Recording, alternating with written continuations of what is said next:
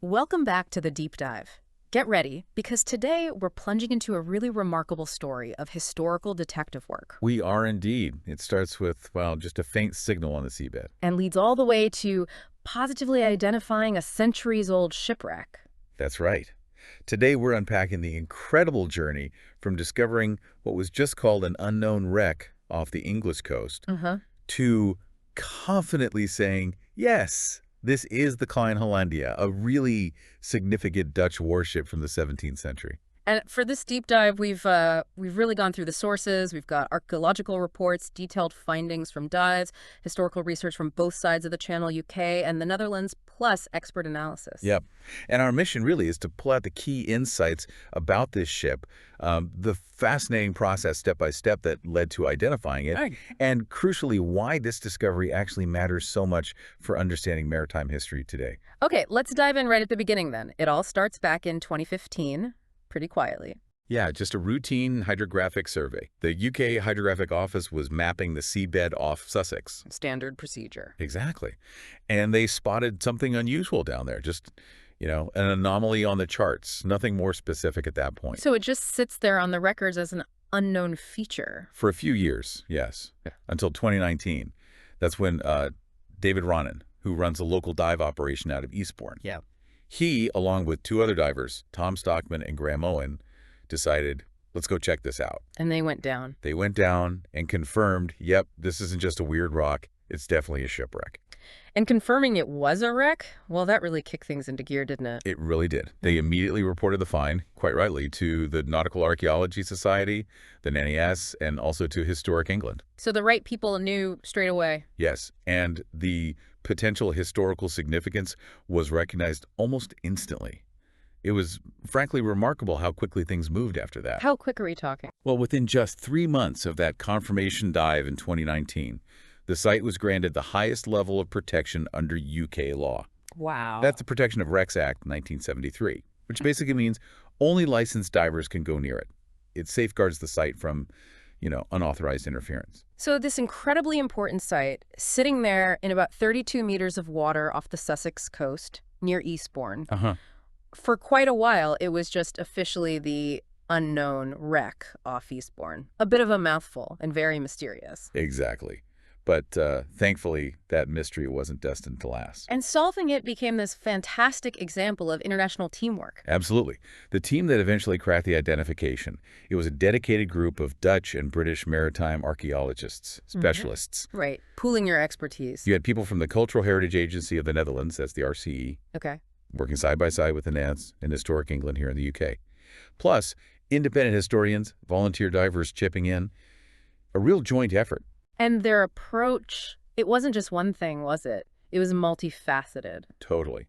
They combined really thorough underwater investigation with some pretty intense archival research and cutting-edge scientific analysis of anything they found. The amount of diving alone sounds immense. Over 500 dives since 2019. Yeah, I mean, that's some serious commitment. Yeah. All focused on surveying the site, meticulously recording everything, and carefully recovering material when necessary. But like you said, it wasn't just about what was happening underwater. No, the work on land was just as critical. They were scouring historical archives, in both the UK and the Netherlands, Looking for what exactly? looking for records of ships lost in that specific area around that time period that might just match what the divers were seeing on the seabed. And the analysis of the recovered materials. And you mentioned that was crucial. What were some of the first big clues that came out of that? Well, one of the really early aha moments came from stone, believe it or not. It- Yeah, two-cut stone tiles were brought up. Hmm. Experts at Historic England did this incredibly detailed analysis, looking at the mineral composition, petrographic examination, even isotope analysis to try and trace where it came from. And did they figure it out? They did. By August 2020, the results were in.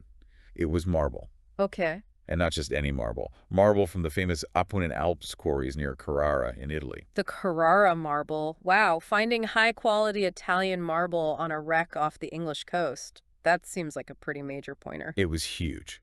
And then they also found pieces of pottery, Italian Majolica pottery specifically. Right. The decorative styles looked 17th century, and analysis suggested it probably came from around Savona, Italy, which is just west of Genoa. So Italian marble, Italian pottery, both pointing towards Italy. What did that immediately tell the team about this ship's likely journey? Well, it was incredibly powerful, even early on. Finding valuable Italian goods like that strongly suggested the ship was returning from Italy. Ah, okay. Yeah, On a trade route, presumably.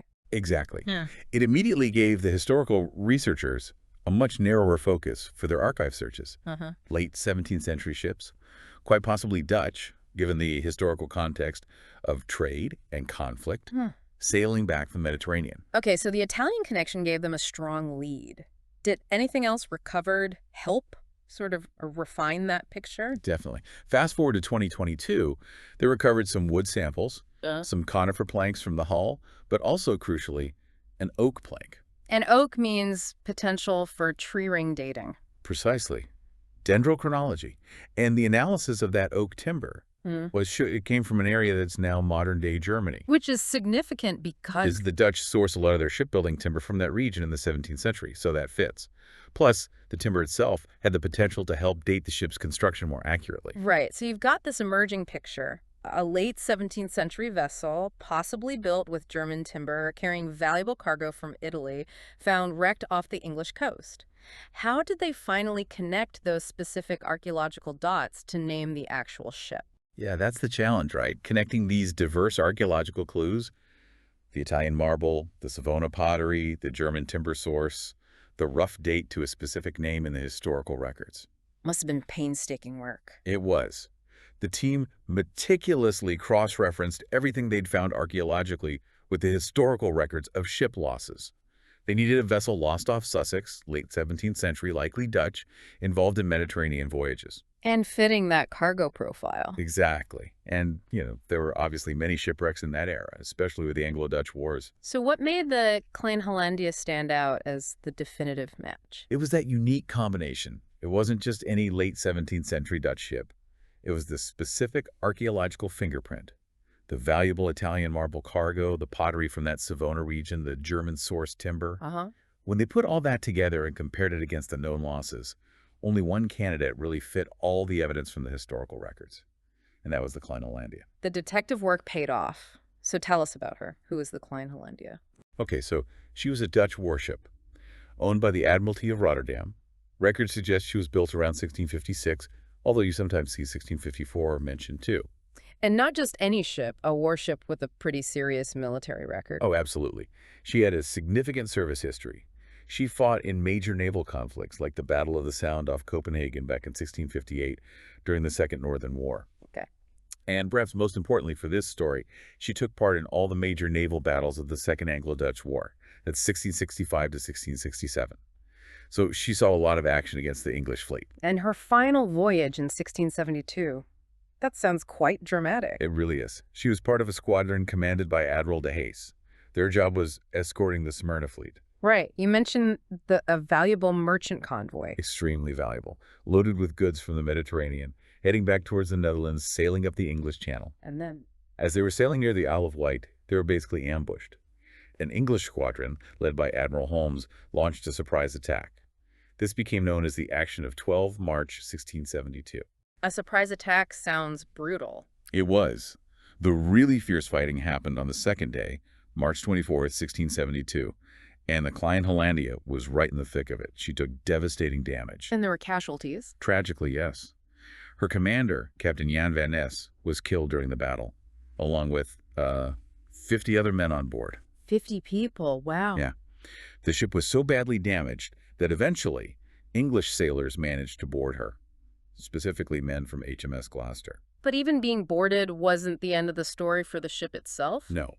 Shortly after the English sailors got aboard, the heavily damaged Klein Hollandia just sank very rapidly. Oh, wow. And in a really grim twist of fate, she went down, taking not only her surviving Dutch crew with her, but also some of the English sailors who had just boarded. That's quite an image. And looking at the bigger picture, this specific attack, this action of 12 March, it wasn't just an isolated fight. Not at all. That surprise attack by Admiral Holmes near the Isle of Wight is widely seen as the opening shot, really, the spark that ignited the Third Anglo-Dutch War. So the Klein Hollandia's final battle was literally the event that kicked off another major war between England and the Netherlands. Pretty much. A really poignant end for a ship that had fought through so many previous battles. Okay, let's shift gears a bit. Why is finding this wreck, the Klein Hollandia, so important today? You mentioned its condition. Yes, first off, it's in remarkably good condition, considering it's been down there for, what, over 350 years? Incredible. And that excellent state of preservation makes it just an invaluable source of information. It's like a time capsule, really, Offering insights into how 17th century Dutch warships were actually built. Mhm. We can learn so much about the construction techniques, the internal structure, dimensions, things you just can't get from documents alone. Yeah. And it also holds clues about her final voyage, especially that cargo. And the things they've actually found on the seabed really bring that history alive, don't they? They really do. Divers have documented extensive parts of the wooden hull structure still relatively intact. Loads of cannons, iron and bronze. There's even a rather charming detail in one report about a conger eel that's apparently taken up residence inside bronze cannon number 4. Huh. Making itself comfortable in a piece of history. But it's not all military hardware down there, is it? Oh, far from it. They found those beautifully cut Italian marble tiles we talked about. Clearly cargo, destined for luxury houses or maybe public buildings back in the Netherlands, not just ballast. Right. And large stone blocks, too, some huge, up to nearly 4 meters long. Again, likely valuable cargo. Plus, pieces of pottery, both Northern European and Italian types, hinting at trade networks and maybe even what the crew were using. With all this valuable history just sitting there, protecting the site must be a massive priority. Absolutely crucial. It has that legal protection under the 1973 Act, but sadly, it has still faced threats. Like what?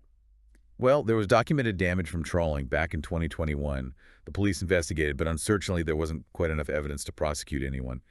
But it really highlighted how vulnerable these sites are. So what's being done now to try and prevent that happening again, or to stop potential looting? There's a new project, which sounds really innovative, actually. They're using forensic marking technology on some of the objects on the seabed. How does that work? It essentially makes items traceable back to that specific wreck site if they're ever illegally removed and turned up somewhere else. It's a potentially significant step forward in deterring theft and protecting these underwater sites. That sounds clever. You know, what really strikes me about this whole story is the collaboration. It's fundamentally a UK-Netherlands partnership uncovering a history they both share. It's a brilliant example of that, yes. It just perfectly reflects the deep, often complicated, but always intertwined maritime histories of the two nations. Yeah. And you hear that echoed by officials from both countries. People like the UK Heritage Minister, Lord Parkinson, Duncan Wilson from Historic England, Mark Beattie Edwards from NAS, Martin Manders from the Dutch RCE. They all stress how important this joint effort is. For the research, yes, but also for preserving this shared heritage. It really shows that history lying beneath the waves often just transcends modern borders, doesn't it? It does.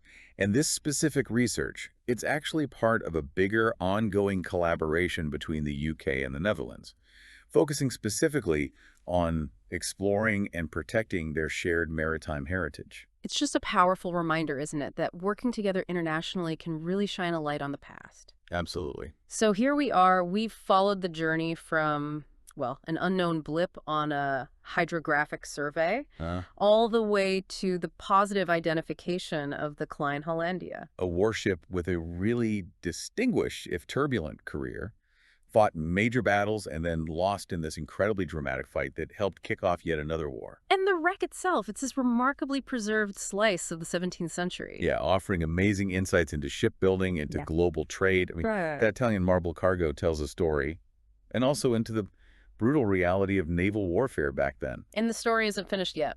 No, definitely not. The research, the collaboration between the UK and the Netherlands, it's ongoing. They're hoping to unlock even more secrets from this fascinating site. You know, it's fascinating that the Klein Hollandia, this instrument of war, sunk in battle, was at the same time carrying this incredibly valuable luxury cargo, beautiful Italian marble meant for grand buildings back home. What does that juxtaposition, warship carrying luxury goods, tell us about just how complex and interconnected the world already was back in the 17th century? It's a great point, and it really does make you wonder, doesn't it? How many other silent witnesses to history, ships like the Klein Hollandia, packed with their own unique stories and hidden cargoes, might still be out there, just waiting beneath the waves? Definitely something to think about until our next deep dive.